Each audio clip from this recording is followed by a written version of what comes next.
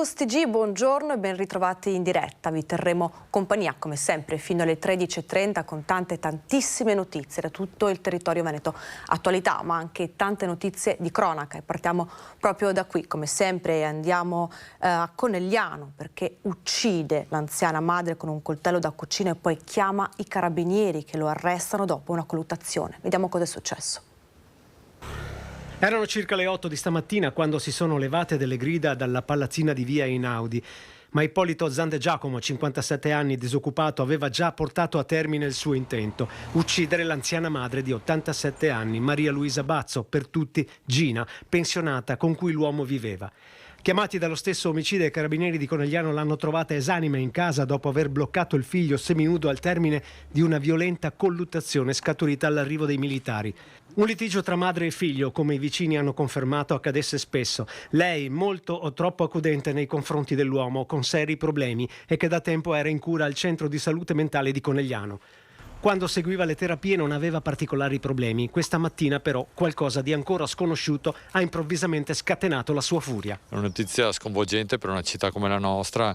D'altronde sono situazioni sempre borderline che sono seguite dagli uffici predisposti dell'ASL, non dai nostri servizi sociali, ma purtroppo non è facile intercettare le situazioni quando arrivano a questo limite qua. Sono raptus di follia, difficili, ripeto, da prevenire, anche perché da quello che mi dicono negli ultimi mesi non c'erano state avvisaglie particolari. Zandegiacomo è stato fermato e ora si trova piantonato in ospedale a Conegliano, tenuto sotto sedazione. I vicini parlano di un soggetto problematico e qualcuno si aspettava che prima o poi potesse accadere qualcosa di serio, ma nessuno avrebbe mai pensato a una simile reazione. Diciamo che sono patologie che non vengono seguite dai servizi sociali, ma da professionisti che in questo caso si occupano specificatamente di queste malattie, che ripeto fanno tantissimo sul nostro territorio e evitano tantissime situazioni di disagio, però i raptus come questi sono impossibili da riuscire a intercettare. Il movente dell'omicidio è al vaglio degli inquirenti. Ippolito si è accanito anche sul gatto, squartato e trovato morto nella cucina dell'abitazione, messa completamente a soqquadro. Sopra a un comodino in camera da letto è stata trovata anche la presunta arma del delitto, un coltello da cucina insanguinato con lama di 20 centimetri. Sul posto è giunto anche il pubblico ministero di turno della Procura di Treviso, dottor Michele Permunian, che nelle prossime ore sentirà l'omicida. Una tragedia annunciata da tempo, infatti l'anziana si era confidata con i vicini e parenti a causa delle liti frequenti con il figlio. Sentiamo. Lei sapeva che prima o poi la ammazzava, perché è così, purtroppo. Una tragedia annunciata, quella dell'omicidio di Maria Luisa Bazzo. L'anziana 87enne viveva nella paura. Le discussioni con il figlio Ippolito Zandegiacomo erano sempre più frequenti. A testimoniarlo anche i vicini di casa, che spesso sentivano le urla dell'uomo uscire dall'appartamento al terzo piano del condominio Castello di via Einaudi. Il disagio psichico del figlio era noto. Maria Luisa però cercava di proteggerlo tenendolo a casa. Ma lei, secondo me, noi abbiamo detto ancora, non era in grado di poter seguire queste cose qua, perché lì ci vogliono degli specialisti, delle persone competenti. Lui doveva prendere le medicine sempre.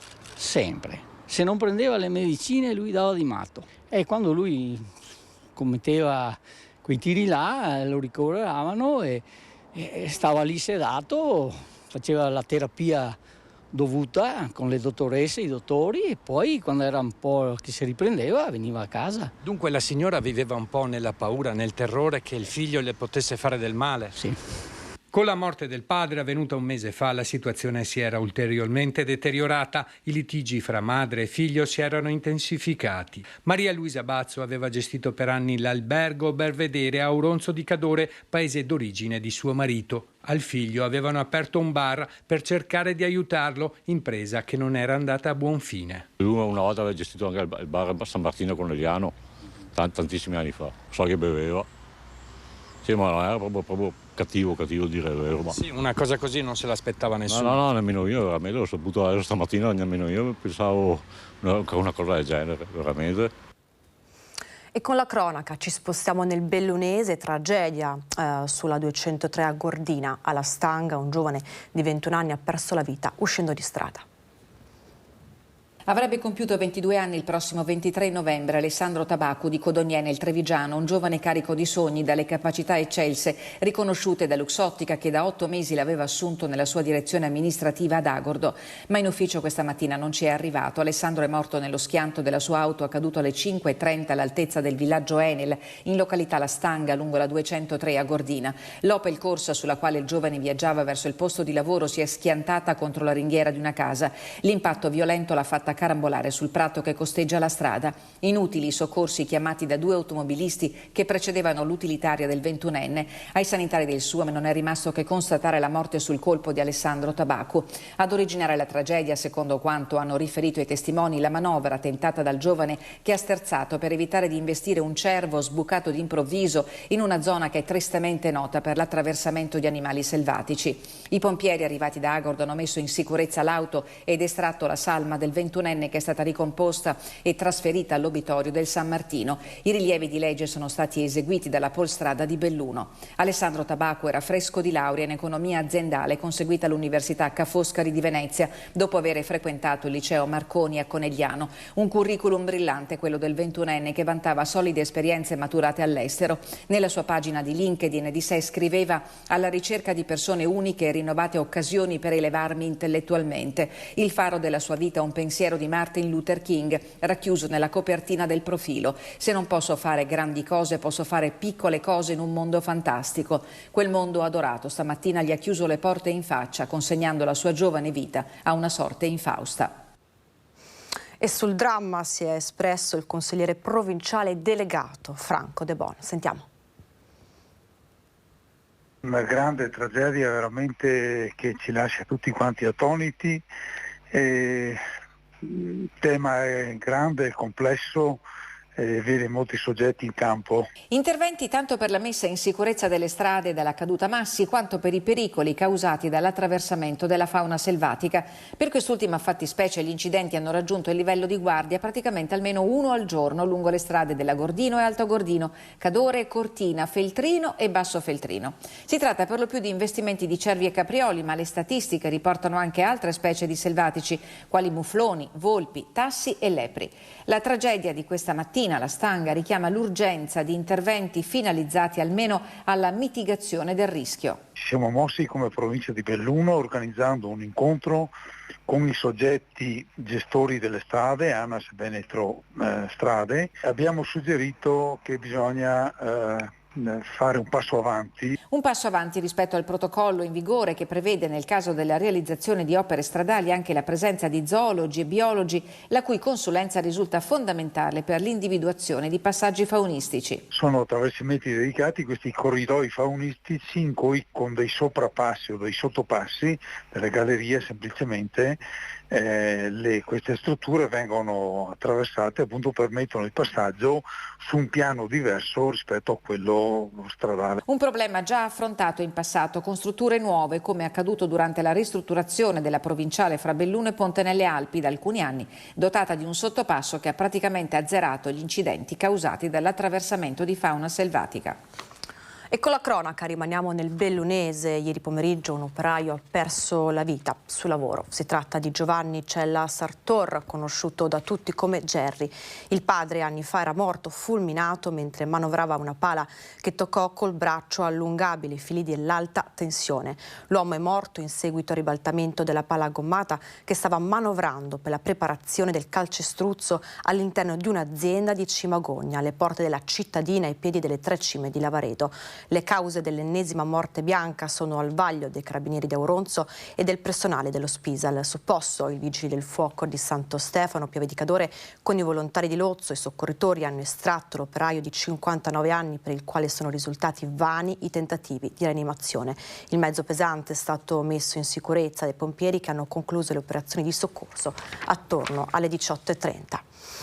E rimaniamo nel Bellunese perché da 2 giorni non si hanno notizie di un escursionista giovane di 27 anni di Scorzè, scomparso sabato sera sul massiccio di Logorà in Trentino. Si tratta di Nicola Spagnolo, alto 1,74 m, pesa circa 70 kg, capelli lunghi. A dare l'allarme 2 escursionisti che hanno trovato lo zaino del giovane che aveva lasciato nel bivacco Paolo Nicola a 2100 metri di quota. Sopra lo zaino un biglietto scritto dal 27enne nel quale è indicata la meta della sua escursione, Cima Cece, con i suoi 2754 metri di quota, è la vetta più alta di Lagorai. Fino ad ora le ricerche non hanno dato alcun esito. Ieri i soccorritori con i cani molecolari hanno perlustrato la zona coadiuvati dall'elicottero, in cui l'intervento è stato condizionato dalla nebbia bassa. Questa mattina le ricerche di Nicola Spagnolo sono riprese all'alba e sono state proseguite per tutta la giornata. Chiunque avesse notizie è pregato di contattare i carabinieri di Cavalese. E a proposito di disavventure, questa a lieto fine, un escursionista di Cittadella aveva smarrito il sentiero nell'anello di Pizzocco nel Bellunese. Sentiamo cosa è successo.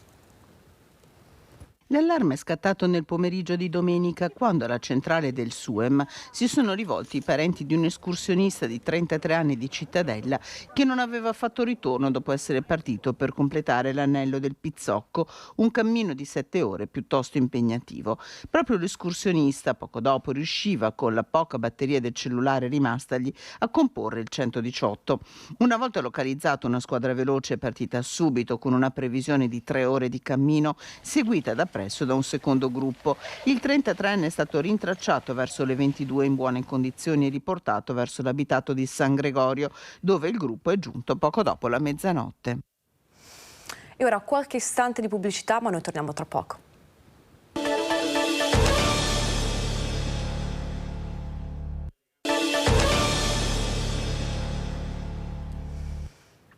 Mezzogiorno e 15, bentornati in diretta con Focus TG. Vi abbiamo lasciato con la cronaca nel Bellunese, ora ci spostiamo nel Vicentino, ancora cronaca, tragedia. Ieri nei boschi di Durlo il corpo di un uomo di 73 anni è stato ritrovato senza vita lungo un sentiero. Era uscito a cercare i funghi ma non è più rientrato a casa. Craspadoro, la tragedia che i familiari di un pensionato avevano sospettato alla fine ha trovato conferma. Un uomo di 73 anni, infatti, dopo una passeggiata nei boschi alla ricerca di funghi nei dintorni di Durlo, non aveva fatto rientro a casa. Forte il timore che qualcosa di grave fosse avvenuto ha fatto scattare l'allarme alle squadre di soccorso.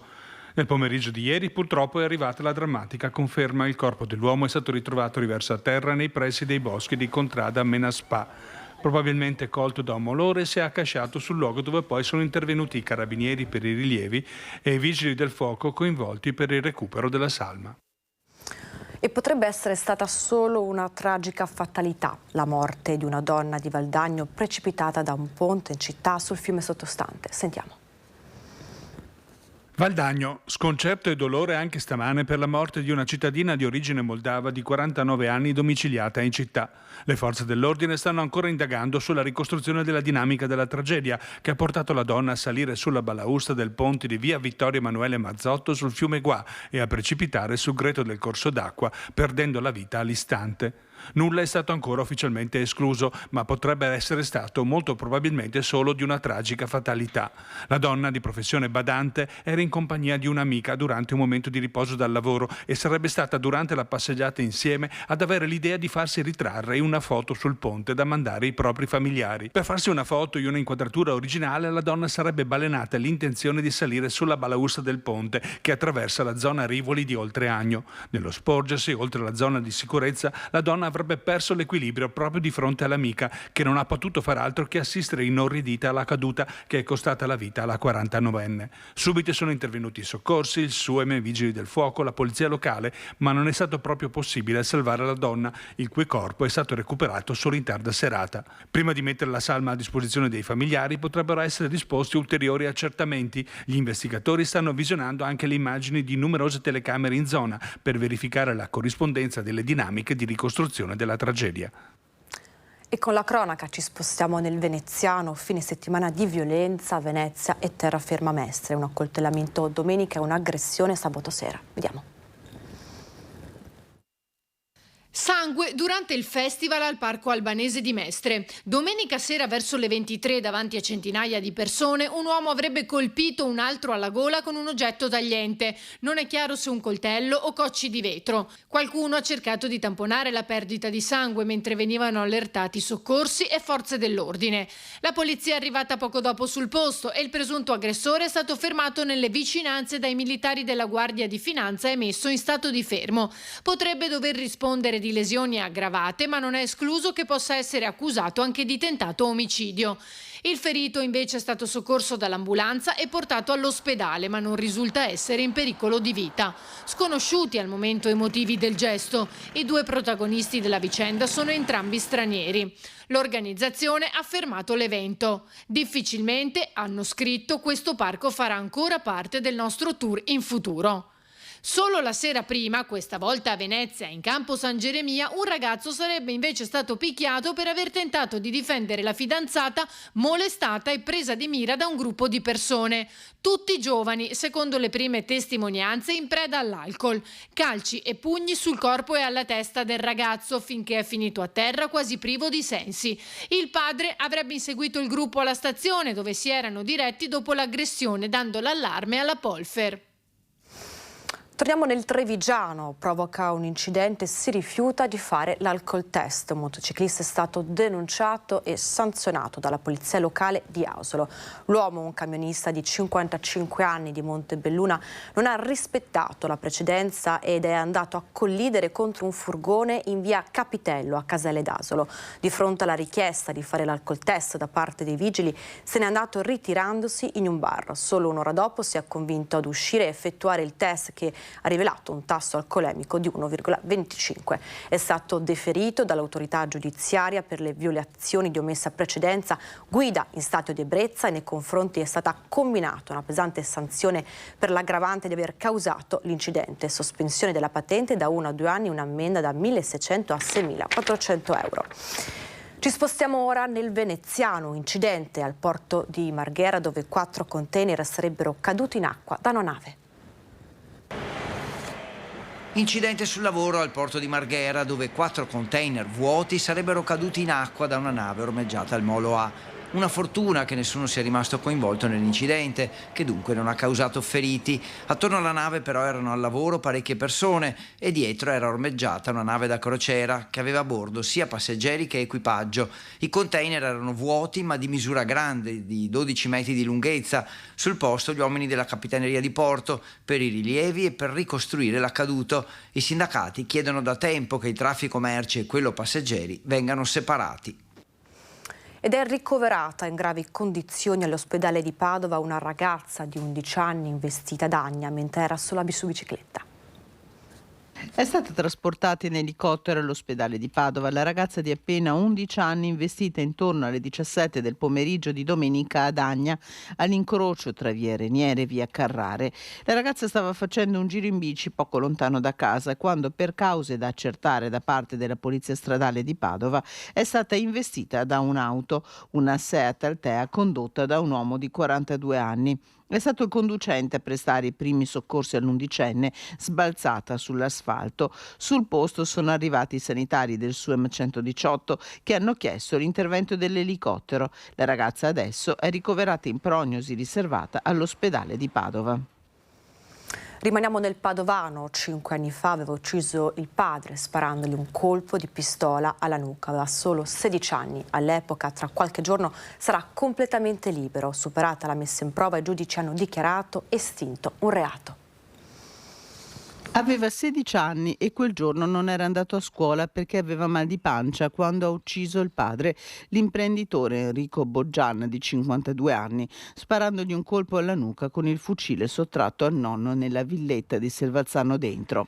Era il 24 marzo 2017. Da allora il percorso è stato lungo per il giovane, adesso 22enne, tanto che i giudici della Corte d'Appello minorile di Venezia hanno deciso, dopo il positivo superamento di 3 anni di messa in prova, di dichiarare estinto il reato di omicidio.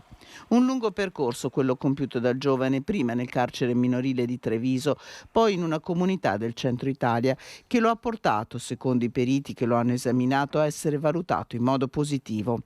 Cancellato reato di omicidio aggravato dalla parentela, come quelli legati alla detenzione dell'arma.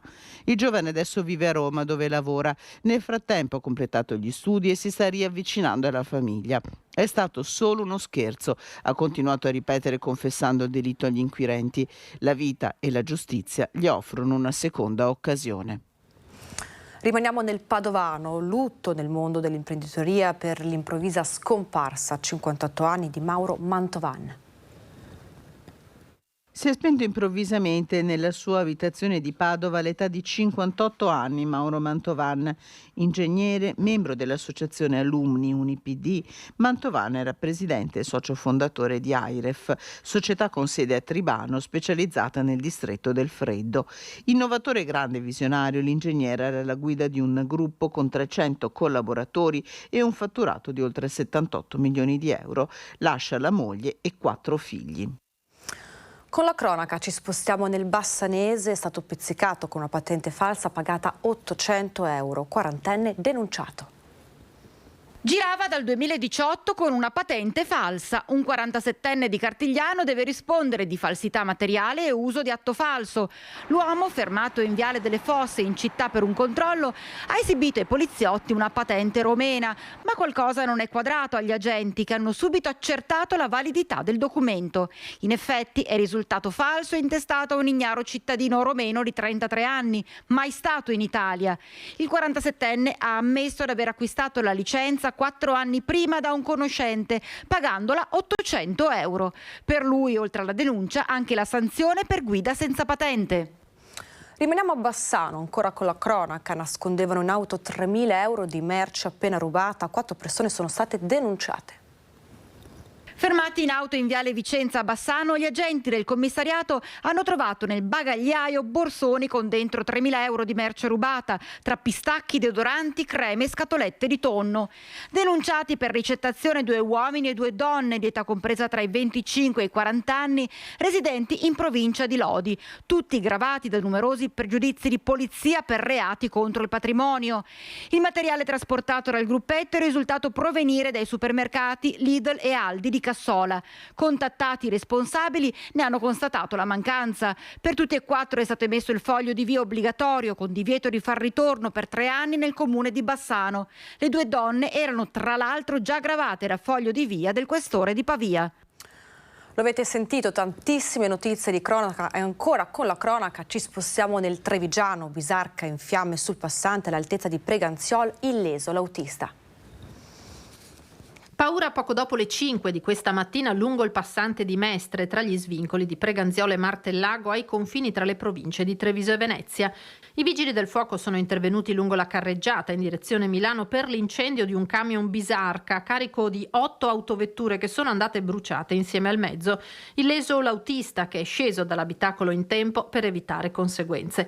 I pompieri sono arrivati sul posto con un massiccio dispiegamento dalle sedi di Mestre e Treviso. In campo 2 autopompe, 2 autobotti e 14 operatori che sono riusciti ad avere la meglio sul rogo impiegando la schiuma. L'incendio ha però distrutto la Bisarca e il suo carico. Malgrado si trattasse delle prime ore del mattino, il rogo ha creato disagi al traffico autostradale. Durante le operazioni di spegnimento, la circolazione in direzione ovest è rimasta bloccata. Al vaglio ora dei tecnici dei vigili del fuoco le cause che hanno originato l'incendio. Sul posto immediato anche l'intervento di polizia stradale e personale autostradale di CAV. La situazione è ritornata alla normalità intorno alle 8 con il completamento delle operazioni di spegnimento e raffreddamento dei mezzi incendiati. E a proposito di auto in fiamme, ci spostiamo nel Vicentino. A Schia un'auto nella notte è stata completamente avvolta dalle fiamme. Una tragedia sfiorata. Il conducente del veicolo è riuscito appena in tempo ad arrestare il mezzo e a far fuggire tutti gli occupanti. Intervenuti immediatamente le squadre dei pompieri per domare le fiamme. Sentiamo. Schio sono le foto drammatiche documentate dagli stessi vigili del fuoco a testimoniare cosa sia rimasto dell'auto che si è incendiata improvvisamente nel cuore della notte nel fine settimana tra sabato e domenica. Immagini impressionanti che rendono l'idea dell'effettivo rischio corso dagli occupanti che fortunatamente sono riusciti a salvarsi in extremis. A bordo una famiglia fatta fuggire dal conducente che si era accorto di un qualche malfunzionamento sospetto durante la marcia del veicolo. L'uomo è riuscito appena in tempo a fermare l'automobile, a parcheggiarla in sicurezza e a far scendere dal veicolo moglie e figlia comprensibilmente spaventate. Subito dopo il rogo è divampato improvvisamente, consumando letteralmente il veicolo, che è andato completamente distrutto. Le squadre dei pompieri del distaccamento di Schio, intervenute immediatamente verso le 3, hanno messo in sicurezza l'area in circa un'ora. In fiamme anche un autobus di Mom nel Trevigiano, ma grazie al pronto intervento dell'autista nessuno è stato ferito. L'incendio è divampato mentre l'autobus era in corsa. Il fumo nero distintamente in uscita dal motore posteriore non è però sfuggito all'attenzione dell'autista di Mom mentre svolgeva la corsa extraurbana. Il conducente ha immediatamente accostato il mezzo e messo in sicurezza tutte le persone che in quel momento stavano viaggiando. Il principio di incendio è accaduto verso le 8:15 del mattino lungo la via regionale Castellana all'uscita della tangenziale di Paese. Grazie al pronto intervento del dipendente di Mom e dei vigili del fuoco con un'autobotte, nessuna persona è rimasta ferita e nemmeno intossicata dalle esalazioni di fumo. Bastava una svista, una conseguente anomalia nell'apertura delle porte per complicare l'azione di emergenza. Perché una parte del motore abbia preso fuoco dovranno capirlo i vigili del fuoco e i tecnici dell'azienda di trasporti. Le operazioni di soccorso sono terminate dopo circa un'ora e mezza. E ora qualche istante di pubblicità, ma noi torniamo tra poco.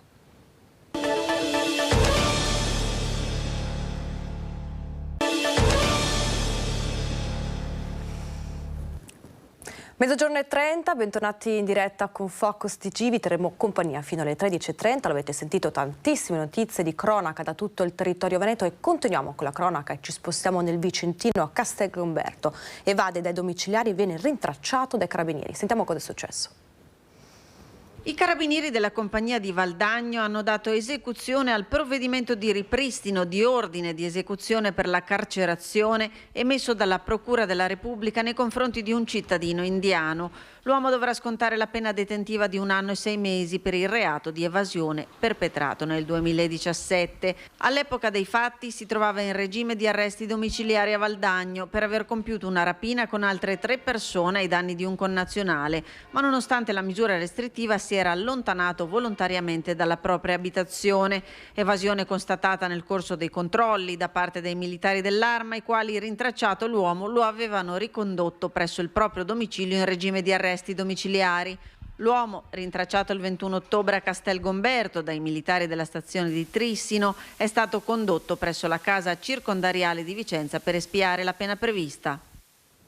Ancora cronaca, ci spostiamo nel veneziano. Ignoti si sono introdotti all'Istituto Superiore Fermi Venier di San Polo a Venezia. Forzata la porta d'ingresso, hanno rubato un proiettore e un PC portatile. Prima di andarsene hanno svuotato uno degli estintori antincendio sul pavimento del salone. Scrivanie, fotocopiatore e distributore automatico. Il direttore scolastico ha sospeso l'attività didattica e è stata presentata denuncia alla polizia. E ora torniamo nel Vicentino, sicurezza, nuovi controlli straordinari nel territorio, giro di vite dei provvedimenti di espulsione dall'Italia di pregiudicati stranieri. Sentiamo. Un pregiudicato di 59 anni del Marocco è stato accompagnato dagli agenti della questura al centro di permanenza di Torino per essere rimpatriato con il primo volo disponibile al suo paese d'origine. L'uomo, a cui era stato revocato il permesso di soggiorno nel 2020, aveva precedenti di lesione e resistenza a pubblico ufficiale e violazione della legge sull'immigrazione. È uno dei provvedimenti decisi dal questore a seguito dell'ultimo controllo straordinario interforze effettuato nel comune di Vicenza, che ha visto impiegati una trentina di agenti. Gli uomini hanno controllato 170 persone, di cui 55 stranieri e 32 con precedenti di polizia. Ai 4 posti di controllo lungo le arterie principali di comunicazione in ingresso e uscita dalla città sono stati controllati 30 veicoli. Le pattuglie hanno monitorato le aree segnalate dai cittadini dove sono più frequenti i fenomeni di degrado e illegalità, verificati inoltre 6 esercizi commerciali. Al termine dell'operazione, oltre al provvedimento immediato di espulsione, il questore di Vicenza ha disposto altri 6 ordini di allontanamento dal territorio nazionale da effettuarsi entro 7 giorni per 2 cittadini nigeriani, 2 tunisini, uno della Nuova Guinea e un marocchino. Disposti inoltre 4 fogli di via obbligatori dal Comune di Vicenza a carico di altrettanti pregiudicati ritenuti pericolosi con l'obbligo di non fare ritorno per 3 anni e 3 avvisi orali per altrettanti cittadini italiani e stranieri pregiudicati e denotati di spiccata pericolosità sociale per reati di varia natura contro la persona, contro il patrimonio e lo spaccio di sostanze stupefacenti. E dopo alcuni controlli, gli uomini dell'Arma hanno denunciato un uomo che aveva tentato di rubare merce in un supermercato aggredendo il personale di sorveglianza. Schio, un cittadino italiano di 37 anni, è stato denunciato per rapina impropria dai carabinieri del nucleo operativo e radiomobile. L'uomo aveva tentato venerdì scorso di sottrarre merce dagli scaffali di un esercizio commerciale in centro storico senza fermarsi alle casse per pagare. Il personale di sorveglianza aveva allertato la sala operativa delle forze dell'ordine mentre tentava di impedire la fuga all'uomo che cercava di guadagnare l'uscita aggredendo e spintonando gli uomini preposti al controllo. Uno di questi, medicato al pronto soccorso dell'ospedale Alto Vicentino di Sant'Orso, ha riportato lesioni guaribili in 3 giorni. Gli uomini dell'Arma hanno poi bloccato l'aggressore, portandolo in caserma per accertamenti, e dove gli hanno notificato la denuncia in stato di libertà alla Procura della Repubblica di Vicenza per i reati di rapina impropria e lesioni personali. Nel corso dei controlli del fine settimana, i carabinieri hanno poi segnalato in stato di libertà all'autorità giudiziaria altre 2 persone per guida in stato di ebbrezza. Una donna, coinvolta in un incidente stradale autonomo, si è rifiutata di sottoporsi all'alcol test ai carabinieri di Piovene Rocchette. La sua patente però le è stata ritirata e l'automobile è stata sequestrata. I carabinieri di Valle del Pasubia hanno ritirato la patente ad un uomo coinvolto in un incidente stradale senza feriti, risultato positivo agli accertamenti per la guida sotto l'influenza dell'alcol. Quest'oggi tantissime notizie di cronaca e con la cronaca ci spostiamo nel Padovano, Sigilli a Padova, nella sede dell'Associazione Culturale Todi Colori di via 3 Venezie, dopo che la polizia ha scoperto che il personale serviva alcolici e bevande senza alcuna autorizzazione nel corso di un controllo realizzato dalla squadra amministrativa in collaborazione con la polizia locale. Gli agenti hanno identificato tutti i presenti nel locale, compresa la titolare e il collaboratore di origine senegalese, entrambi irregolari in territorio italiano. E nel Padovano, nel fine settimana, i carabinieri del comando provinciale di Padova hanno intensificato i controlli antimovida. Vediamo. Piazze di Padova, ma anche Monselice e l'area termale, al centro dei controlli antimovida disposti dal comando provinciale dei carabinieri di Padova nel fine settimana.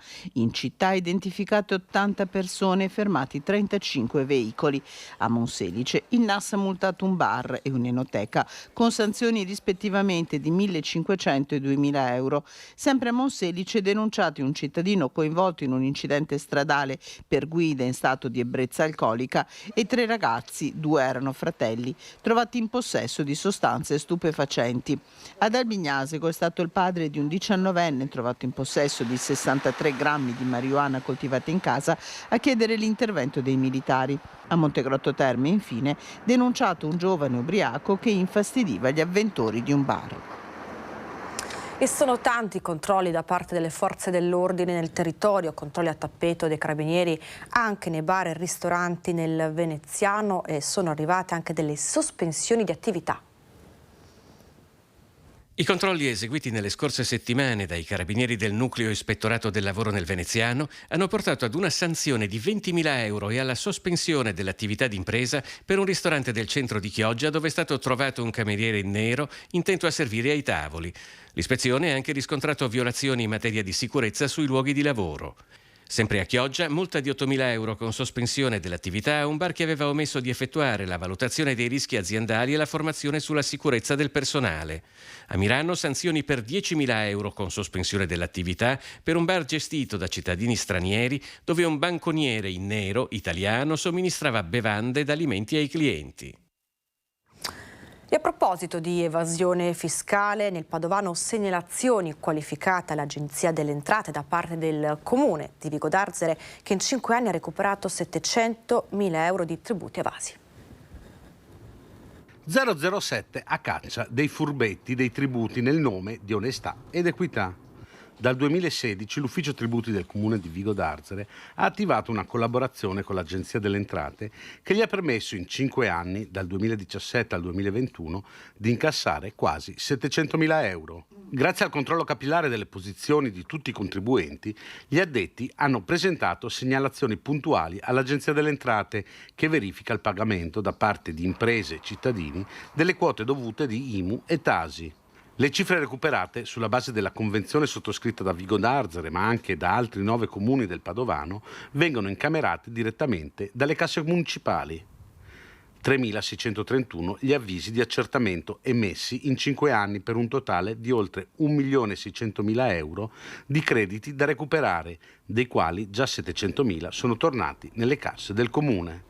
Soddisfatto il sindaco Adolfo Zordan, che ha spiegato che le risorse vengono impiegate per il welfare e il sostegno ai cittadini in difficoltà. Voltiamo ora pagina e andiamo a Venezia, Piazza San Marco ancora sotto l'acqua alta, ennesimo disagio per le attività commerciali che si stavano riprendendo oggi dal Covid e ora sono in crisi per l'aumento delle bollette e delle materie prime. 100-200 episodi all'anno sono una piaga difficile da contenere, soprattutto appunto per i piccoli imprenditori nostrani. Ciò che per i turisti rappresenta un pittoresco fuori programma, per chi lavora qui è più di una semplice seccatura. Piazza San Marco è nuovamente sott'acqua.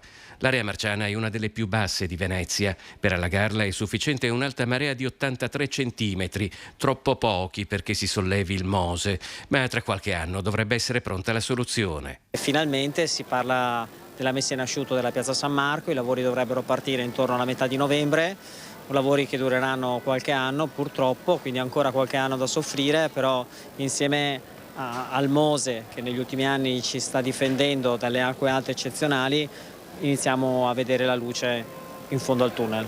Attorno alla basilica si sta concludendo la posa delle paratie che intanto ripareranno la chiesa dall'acqua alta.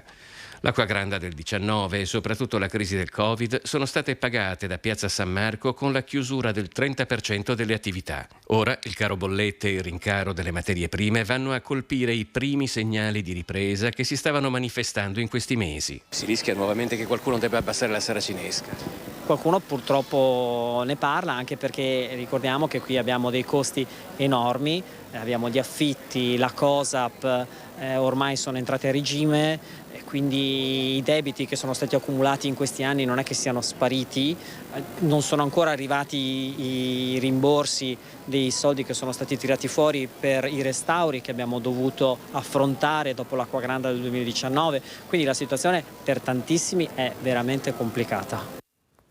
E rimaniamo nel veneziano perché è stato presentato un protocollo per proteggere le spiagge del litorale.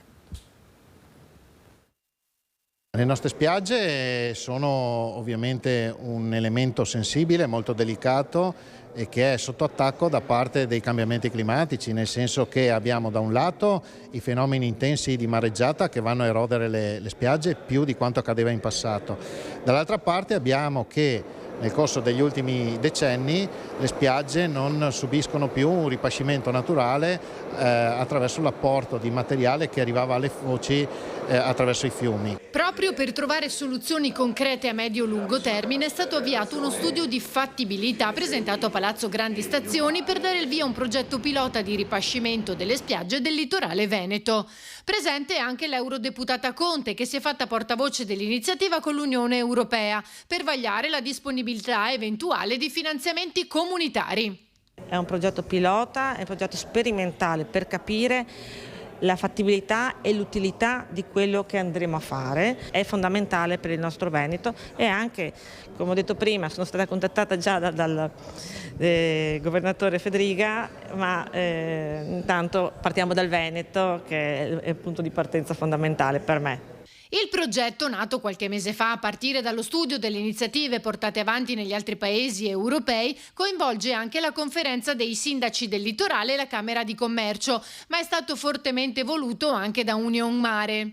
Noi crediamo sia giunto il momento che questa azione debba essere fatta anche e soprattutto per mettere in sicurezza le aziende che insistono in quel comparto. Il Covid ci ha insegnato che il turismo È una forma di economia reale nel senso letterale del termine, che si sviluppa, si produce su questo territorio, che ha delle importanti ricadute sociali ed occupazionali. Ci rendiamo conto che da soli si fa fatica, ci sono degli obiettivi talmente oggi grandi e difficili da raggiungere, ma non solo per risorse, anche per individuare le soluzioni tecniche più opportune, che bisogna assolutamente giocare in squadra.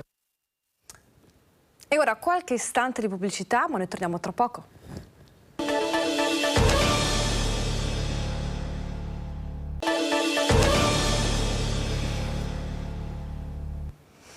Mezzogiorno e 46, bentornati in diretta con Focus TG. Come sempre vi ricordo, vi terremo compagnia fino alle 13:30 e ora apriamo la pagina della politica. Piena fiducia all'esecutivo.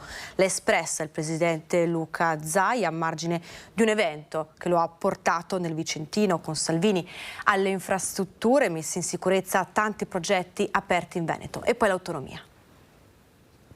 L'autonomia è una partita importante, è una partita che i partiti che sostengono questo governo hanno sostenuto in occasione del referendum, per cui direi che per un fatto di coerenza e linearità l'autonomia deve essere approvata da questo governo. Ne fa una questione di coerenza il presidente del Veneto Luca Zaia oggi a Vicenza per la presentazione di Vicenza città universitaria.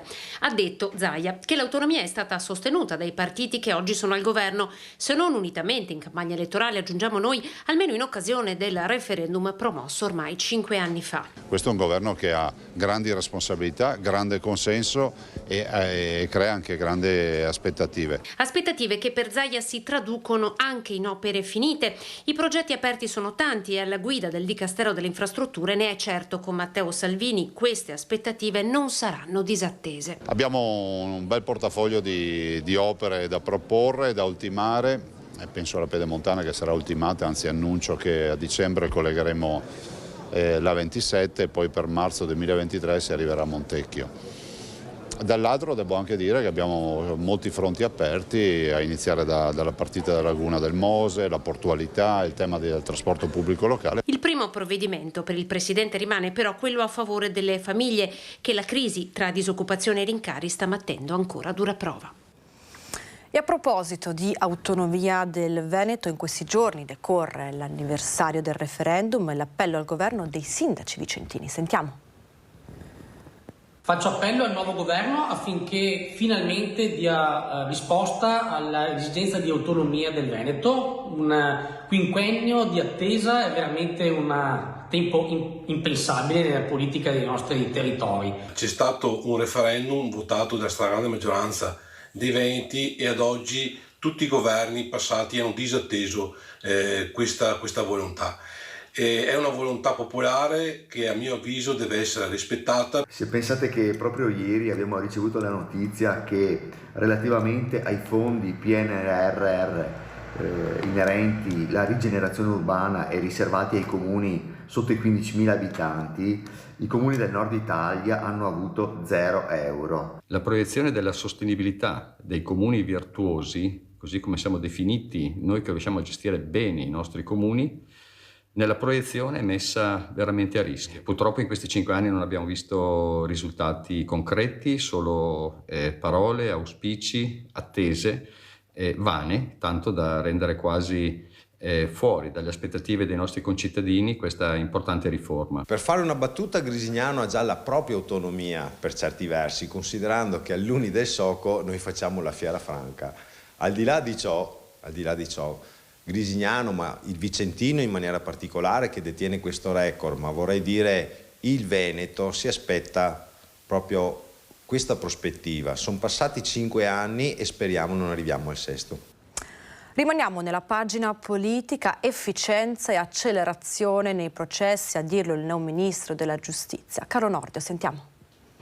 Prima uscita pubblica da ministro nella sua Treviso per Carlo Nordio, accolto a Palazzo Giacomelli dalle più alte cariche civili e militari della città. Ai giornalisti che lo attendono ribadisce quelle che sono le sue priorità per la giustizia. Sono quelle dell'efficienza della giustizia, l'accelerazione dei processi, il mantenimento e il potenziamento delle garanzie individuali, la certezza della pena intesa come diciamo il garantismo inteso come certezza sia dell'esecuzione della pena sia della presunzione di innocenza. Efficienza ed accelerazione della macchina della giustizia, che significa anche intervenire sulla carenza di personale che affligge tanti tribunali, a cominciare proprio da quello di Treviso. Quindi il primo obiettivo, almeno per quanto posso intervenire, è quello proprio di rendere più efficiente la giustizia, colmando gli organici e anche semplificando le procedure, in modo da anche incentivare gli investimenti, perché il ritardo dei processi civili e penali ci costano un 2% di PIL. Io ho già detto che sono favorevole alla separazione delle carriere, che è consustanziale al processo accusatorio anglosassone voluto dal ministro Vassalli. Naturalmente gran parte è già stato attuato dalla riforma Cartabia, perché di fatto le funzioni oggi sono molto separate, però la separazione netta può essere attuata, secondo me, come quella del Consiglio Superiore della Magistratura, solo attraverso una revisione costituzionale. Il ministro è intervenuto alla presentazione del libro Volti e storie di Domenico Basso, che tra le altre racconta anche la storia del magistrato trevigiano, ora ministro. Tanti personaggi che avevano delle storie da raccontare, oltretutto anche con una certa umiltà, con una certa disponibilità, e quindi ho pensato che fosse anche bello poterle raccontare, e poi queste storie possono anche diventare un esempio per altre persone. Insediato il nuovo governo, uno dei problemi da risolvere sarà quello dei fondi PNRR legati ai piccoli comuni veneti. Per questo Mario Conte, sindaco di Treviso, presidente anche ANCI, ha chiesto di incontrare il nuovo ministro all'economia, Giancarlo Giorgetti. Adesso si è appena insediato il nuovo governo e chiederò subito appuntamento al ministro Giorgetti per intervenire su questo bando, ma soprattutto per programmare quelli futuri. Il Veneto non molla sui fondi per i piccoli comuni deviati tutti al centro-sud Italia e punta a far cambiare i parametri di assegnazione penalizzanti non solo la nostra regione, ma quasi tutto il settentrione. Parliamo di una discriminazione amministrativa che vede il Veneto completamente cancellato dalle graduatorie. 439 i progetti presentati, 0 quelli finanziati. Capite che di fronte a un'esclusione così forte non possiamo rimanere silenti, perché quell'indice di vulnerabilità sociale che oggi esclude costantemente i comuni del nord venga tolto definitivamente dalle graduatorie degli altri bandi. Nessuna guerra tra territori, chiarisce Conte, ma una visione diversa dell'Italia. Noi guardiamo al presente ma soprattutto al futuro, nel senso che sogniamo davvero un paese, il paese Italia, che sia un paese meritocratico, dove i comuni virtuosi, le realtà virtuose facciano da traino per quelle realtà che magari sono maggiormente in difficoltà. Oggi invece in Italia succede esattamente il contrario. Chiudiamo la pagina politica, apriamo invece quella del caro energia, che sta facendo quadruplicare i costi nel bilancio del Comune di Padova, e per questo sta preparando una lettera da inviare a tutti i dirigenti scolastici. In collegamento per noi da Padova abbiamo la nostra Chiara Gaiani con Federico Cibotto. Buongiorno Chiara, raccontaci tutto. Un buongiorno ai telespettatori, ringrazio Cristina Piva, che è assessore alle politiche educative e scolastiche del Comune di Padova. State predisponendo una lettera da inviare a tutti i dirigenti delle scuole del Comune. L'oggetto è ancora una volta il tema e la grande preoccupazione legata all'aumento dei costi dell'energia. Che contenuto ha questa lettera, assessore? Beh, noi partiamo dall'idea che le scuole intanto sono tantissime, noi ne abbiamo più di un centinaio tra asili nido e scuole statali da gestire, ed è logico che è una fonte energivora, per cui dobbiamo in qualche modo contenere le spese.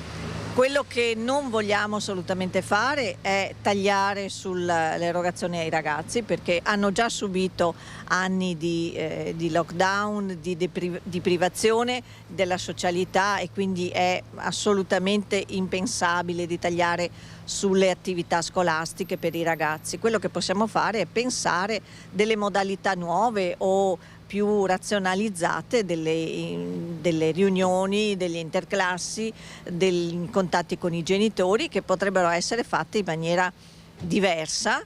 È difficile da parte nostra poter dire come fare, però so che ogni istituto che è particolare può avere una modalità che può essere effettuata con un minimo sforzo, pensando anche perché a questi risparmi che devono essere comunque fatti. Ascolti, quindi l'invito è a portare a distanza quelli che non sono i momenti di incontro con i ragazzi, quindi a me viene in mente il consiglio di classe oppure anche il colloquio con i genitori. Sì, noi pensavamo proprio a questo, logicamente ci sono degli incontri che devono essere fatti in persona, in presenza, però ce ne sono altri che possono essere fatti anche a distanza o al limite portare tutte in uno stesso edificio riscaldato, quelle riunioni di incontro fra team che si fanno solitamente in scuole diverse. Perché in effetti, ricordiamolo, per chi non avesse ragazzi all'interno del mondo della scuola, gli istituti comprensivi, soprattutto in questi ultimi anni, comprendono anche più plessi scolastici. Sì, l'istituto comprensivo ha a volte 1 o 2 scuole secondarie di primo grado e 3-4 scuole primarie, a volte anche delle scuole dell'infanzia statali.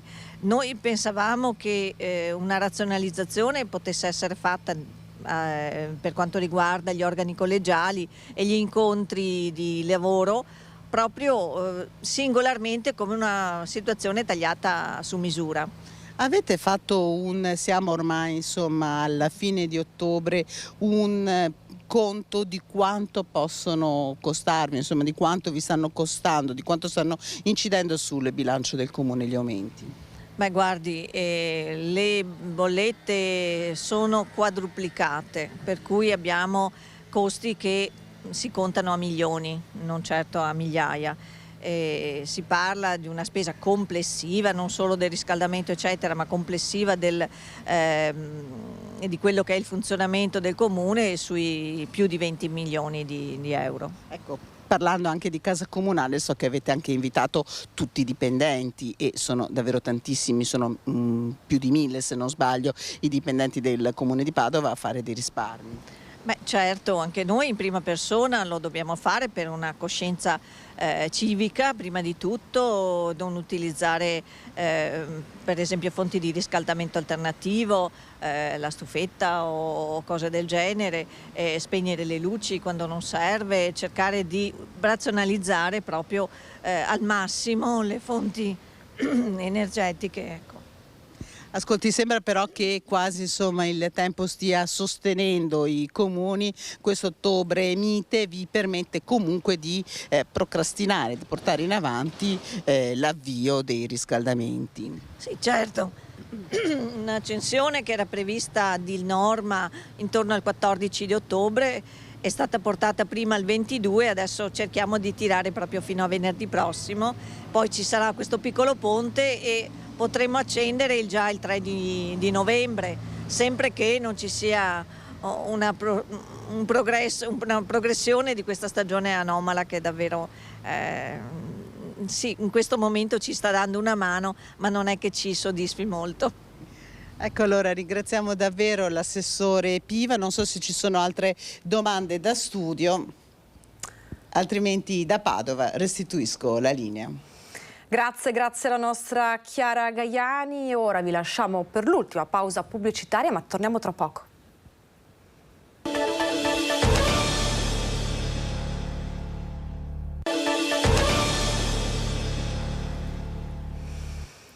Focus TG, bentornati in diretta, questa è l'ultima parte del nostro telegiornale, vi terremo compagnia fino alle 13:30, vi abbiamo lasciato prima della pausa pubblicitaria con un collegamento da Padova, abbiamo parlato di caro energia, di quanto stia mettendo in difficoltà anche gli istituti, le scuole del territorio. Caro energia che però sta mettendo in difficoltà anche gli esercizi commerciali, ne abbiamo parlato tanto, una realtà storica anche come il negozio di via Campana a Treviso, in un momento di grande difficoltà, una realtà che proprio in questi giorni ha tagliato il traguardo di 100 anni di storia. Con questi rincari andiamo a mangiarci tutto quello che può essere la prospettiva di guadagno che poteva esserci in questo periodo qui.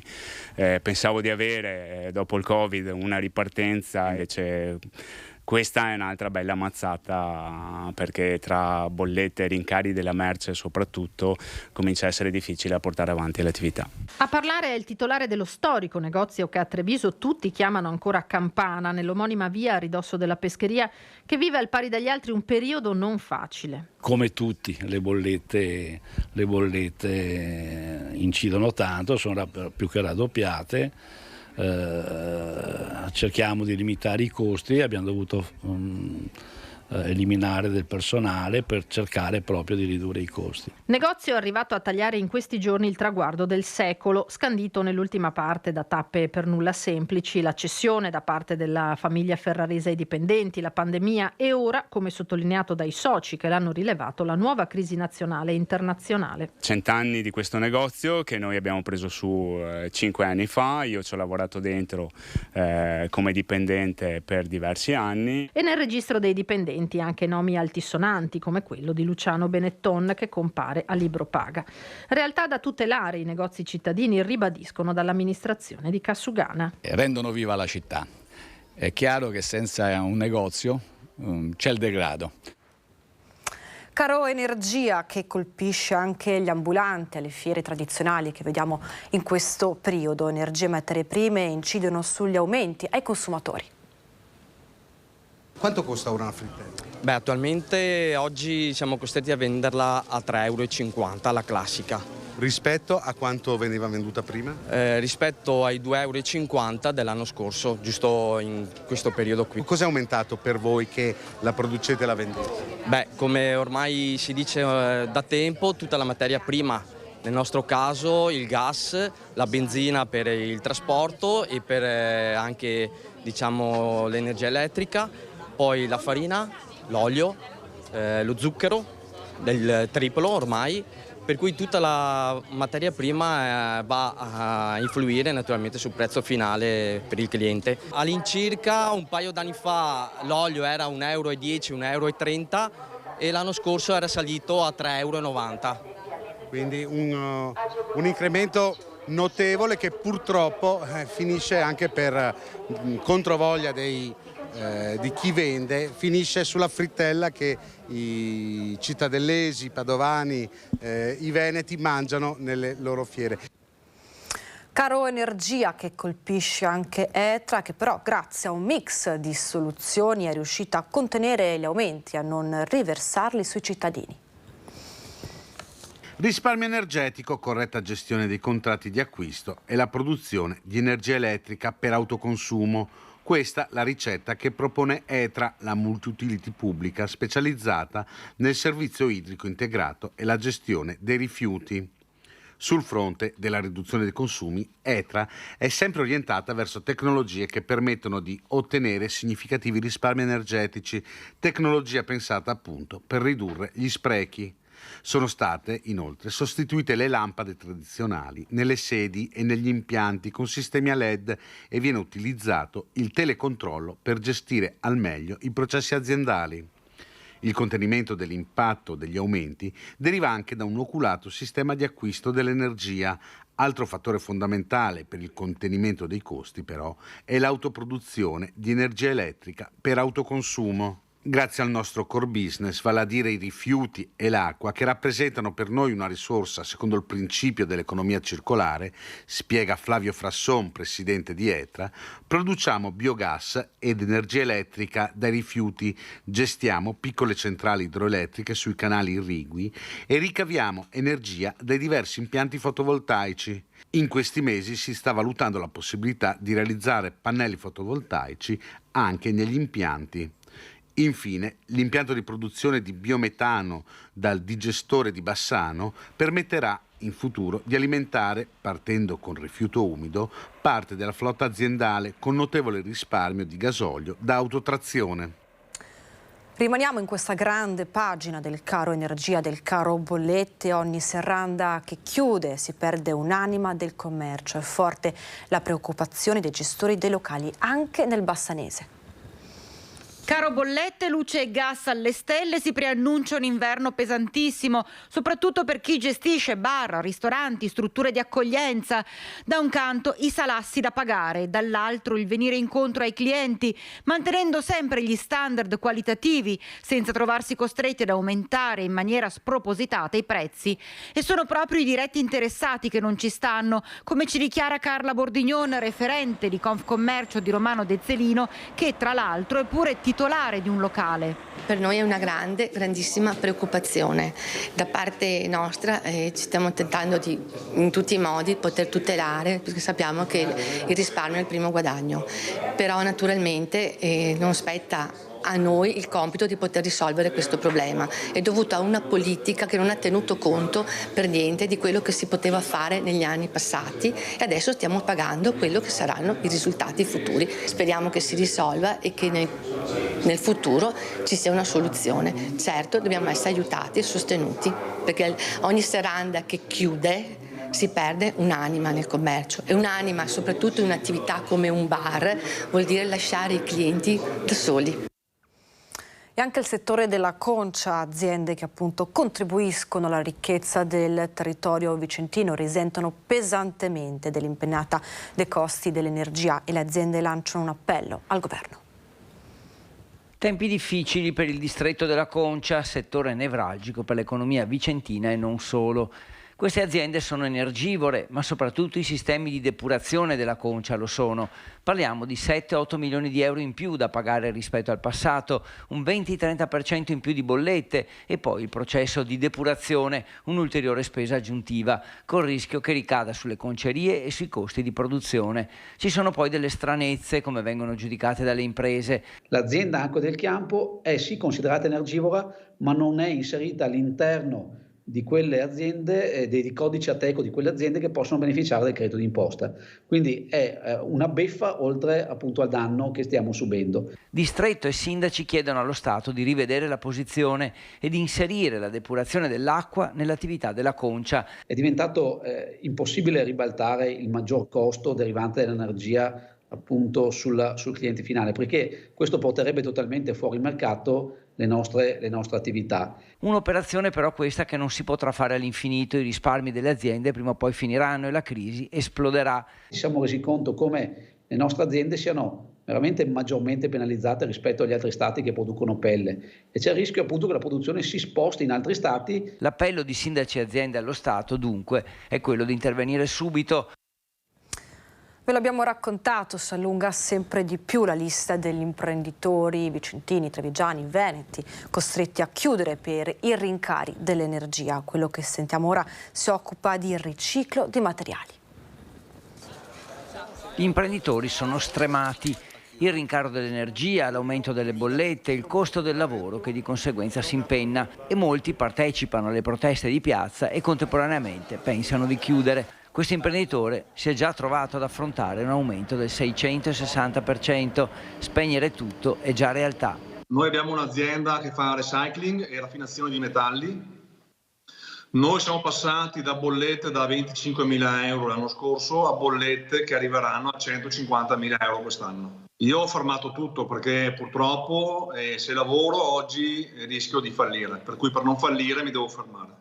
Con i dipendenti è stato trasparente, ha spiegato le ragioni di questa scelta. Ho detto la verità, ho detto ragazzi, io purtroppo da qui a febbraio non posso garantirvi il lavoro, per cui vi sosterrò finché posso per farvi lavorare comunque sia qualche ora durante la settimana. E le richieste sono chiare e dirette. Noi chiediamo immediatamente che riducano drasticamente il costo dell'energia perché possano farlo, come hanno fatto altri provvedimenti urgenti negli anni scorsi. Il timore è ritrovarsi a ottobre con famiglie senza lavoro e aziende piccole, medie e grandi chiuse. Ve l'abbiamo raccontato in questa ultima parte del telegiornale che abbiamo dedicato al caro energia che sta mettendo in ginocchio scuole, imprenditori, negozi, ma anche il consorzio di bonifica a Brenta. Sentiamo. Bollette alle stelle che stanno mettendo in ginocchio non solo attività privati e comuni, ma anche tutti quegli enti come il Consorzio di Bonifica Brenta. Abbiamo avvisato i prefetti perché avevamo chiesto la dilazione dei pagamenti dell'energia elettrica, non ci è stata concessa, ci hanno emesso un'ordinanza di pagamento entro 10 giorni, abbiamo dovuto ricorrere a dei stratagemmi, però la situazione è molto critica perché non è qualche centinaio di migliaia di euro, ma si parla di milioni di euro di sforamento di bilancio, che inevitabilmente andrà a gravare pesantemente sulle tasche dei cittadini. È quello che noi come consorzio, come amministrazione non avremmo voluto mai arrivare e stiamo ancora lottando per non arrivarci, e quindi faremo tutto quello che è nelle nostre possibilità per non emettere bollettini, però a questo punto credo che è difficile non intraprendere questa strada. E Sonza rinnova un appello alle istituzioni. La richiesta che avevamo fatto noi è che l'istituzione, la politica regionale e nazionali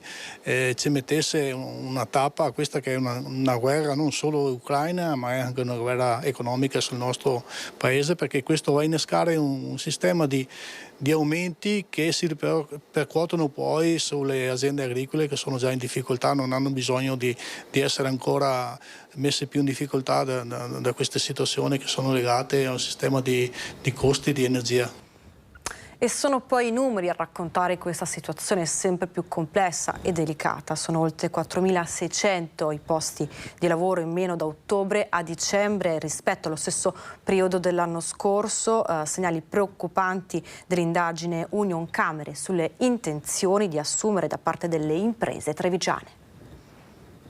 Crollo delle assunzioni nella Marca, 20% in meno nell'ultimo trimestre rispetto all'anno scorso. L'indagine di Unioncamere sulle intenzioni di assumere delle imprese trevigiane preoccupa e non poco, segno di un sistema economico in difficoltà a causa della crisi energetica e del rincaro dei materiali spesso pure introvabili. Abbiamo una frenata, questa frenata purtroppo ci preoccupa perché è una frenata non dovuta a problemi di carattere locale o che è una frenata che vede tutto il sistema paese. Seconda regione per export in Italia, con un'esportazione del 50% della produzione, il Veneto continua ad essere il traino dell'economia nazionale, ma i segnali di preoccupazione sono evidenti. L'occupazione è la prima che ne trae dei svantaggi, perché le imprese non fanno investimenti, anche perché non ci sono programmi a lungo termine. Di qui le richieste al nuovo governo. Noi ci aspettiamo che il governo quanto prima entri nel merito delle difficoltà che stiamo attraversando, i costi energetici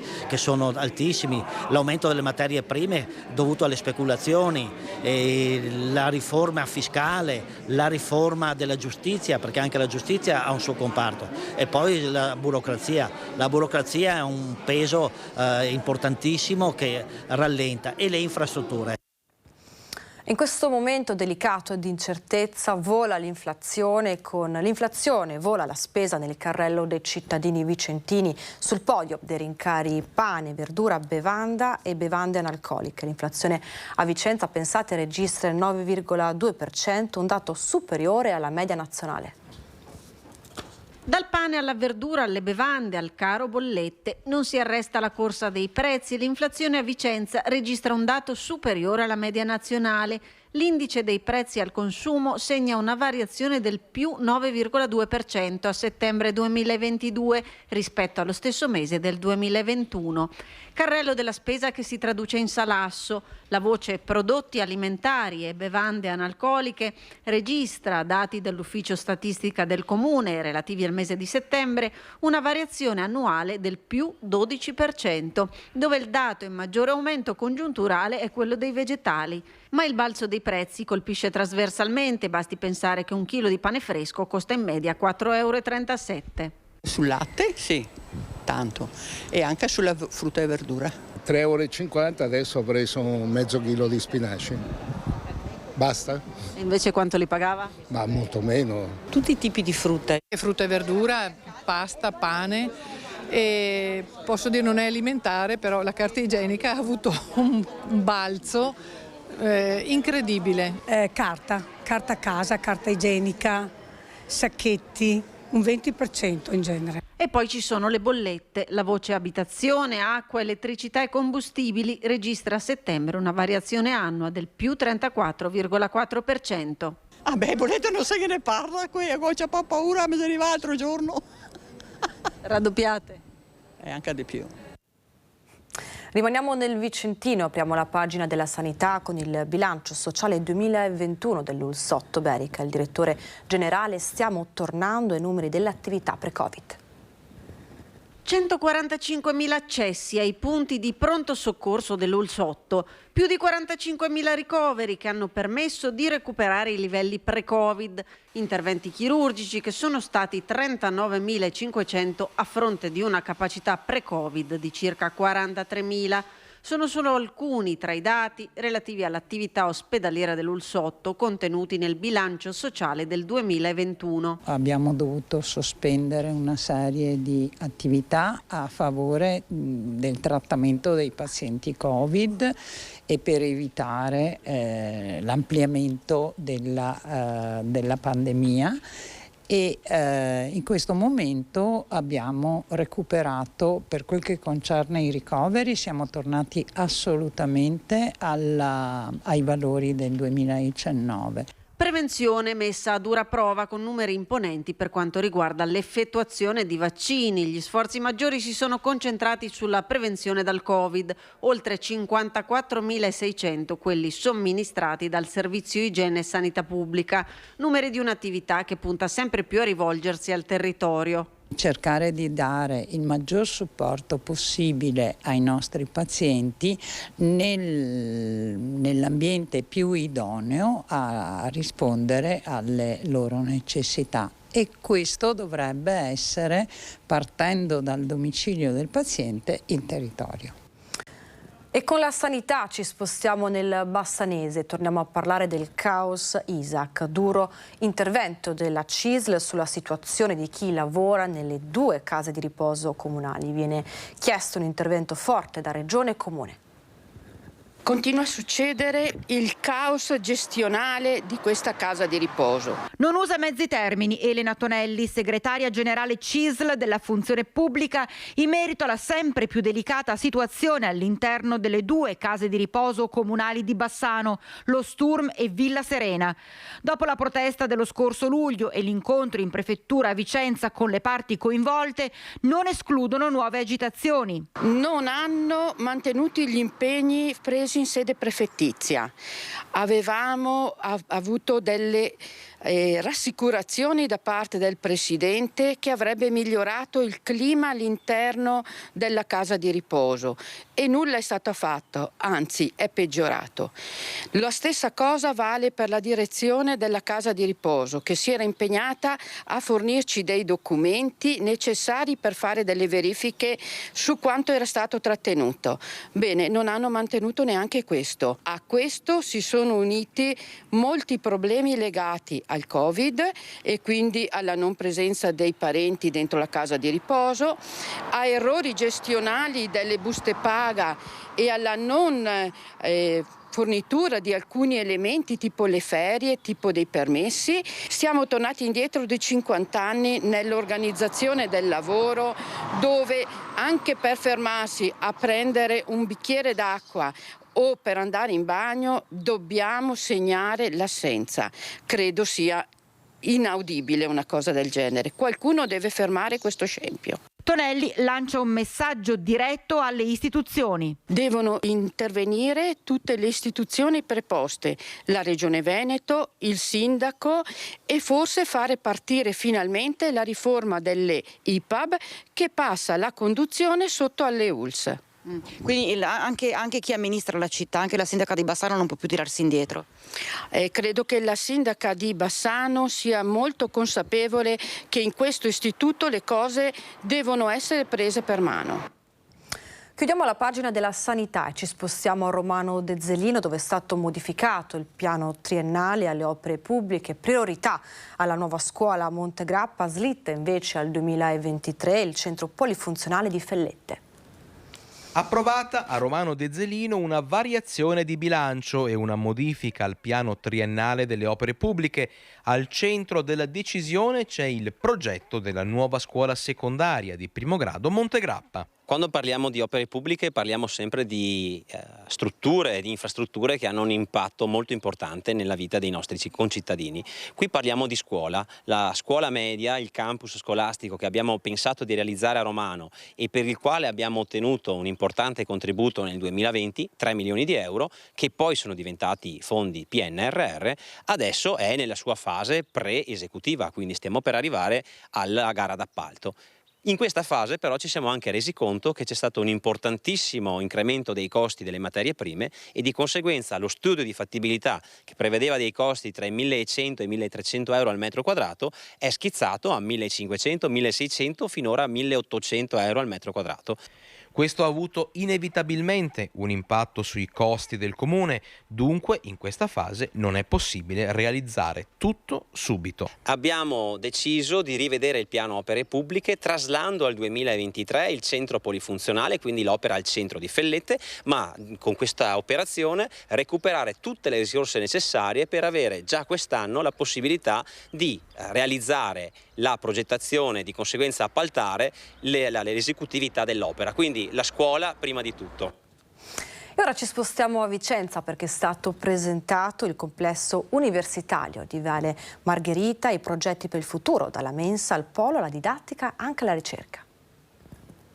Vicenza, città sempre più universitaria, ad un anno dal taglio del nastro del secondo e terzo stralcio del complesso di Viale Margherita, il cui investimento totale è di 28 milioni di euro, si aprono le porte alla città e si guarda al futuro.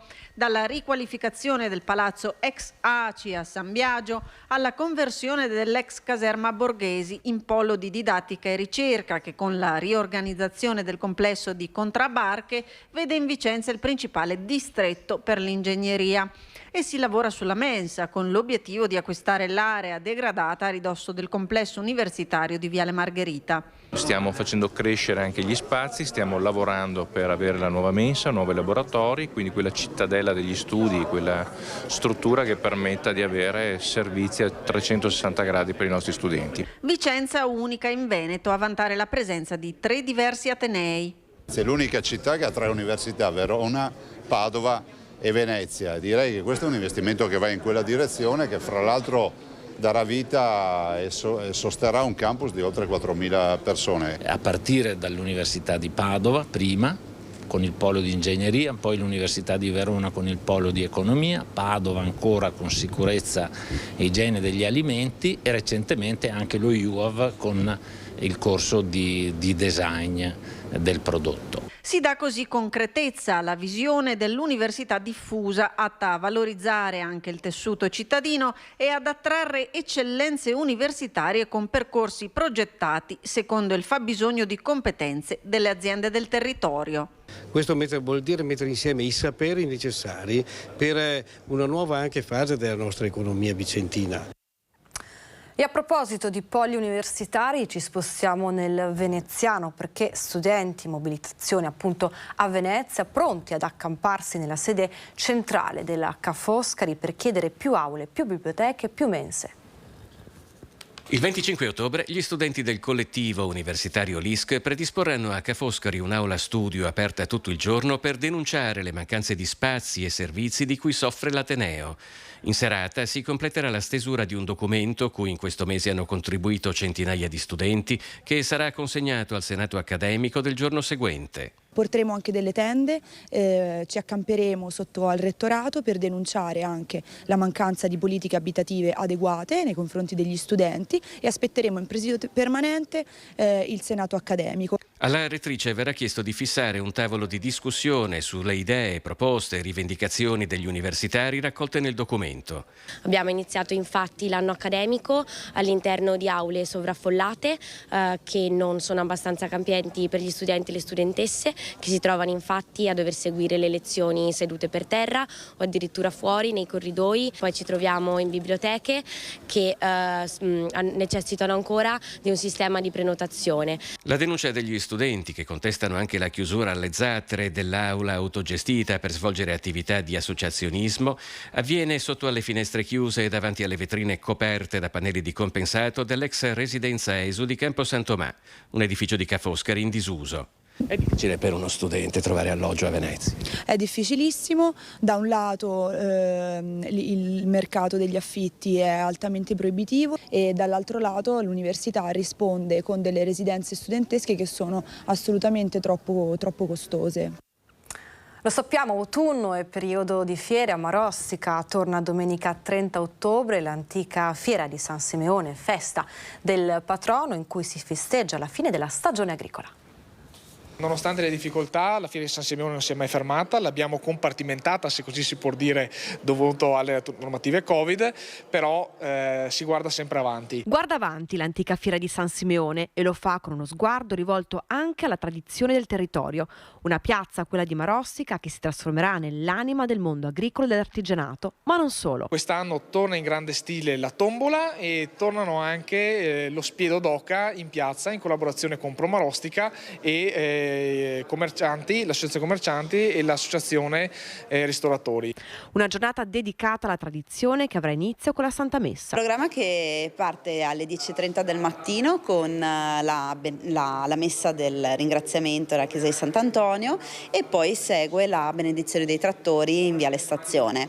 Per tutto il giorno, comunque dalle 8:30 del mattino, ci saranno degli stand attivi in centro legati sia a laboratori artigiani e artigianali sia al mercato di Campagna Amica con la Coldiretti e con i prodotti a chilometro zero. Apicoltori, protezione civile, concorsi e mostre, una grande festa che racconterà l'identità del territorio attraverso l'agricoltura e prodotti tipici, senza però dimenticare una festa con radici oltreoceano, Halloween. Nel tardo pomeriggio inizieranno gli spettacoli di Halloween al castello, quindi un castello animato per i più piccini la domenica sera, per poi passare al lunedì sera, la notte di Halloween, con un castello veramente da paura per le persone un po' più grandi. E con la Fiera di San Simeone chiudiamo questa edizione di Focus TG. Grazie per averci seguito, buon pomeriggio a tutti.